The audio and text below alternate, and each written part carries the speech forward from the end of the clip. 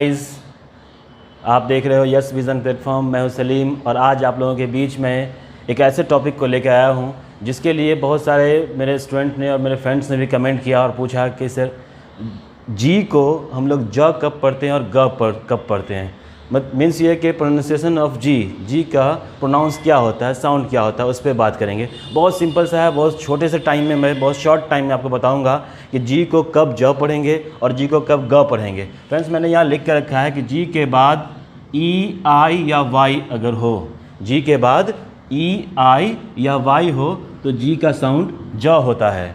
For example यहाँ देखिए, मैंने कुछ एग्जाम्पल्स लिखे हैं। जेंडर, जी के बाद ई है, जेंडर यहाँ पर जी को ज पढ़ रहे हैं, जेंडर। जिस्ट, GIST, जी के बाद आई है, जिस्ट पढ़ रहे हैं। यहाँ जिम्नास्ट, जी के बाद वाई है, gymnast. Ginger, germ. Age, GE है। Change, gentleman.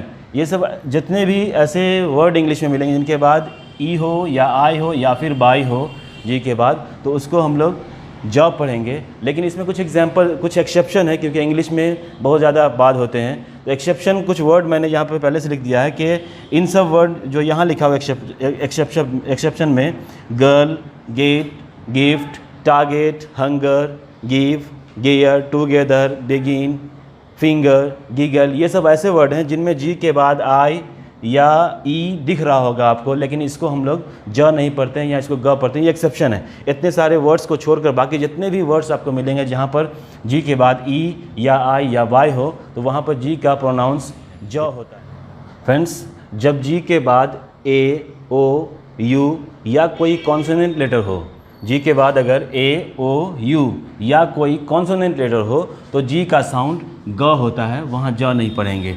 For example gold, जी के बाद ओ है, इसको हम लोग गोल्ड पढ़ेंगे। गल्फ, जी के बाद यू है, गल्फ पढ़ेंगे।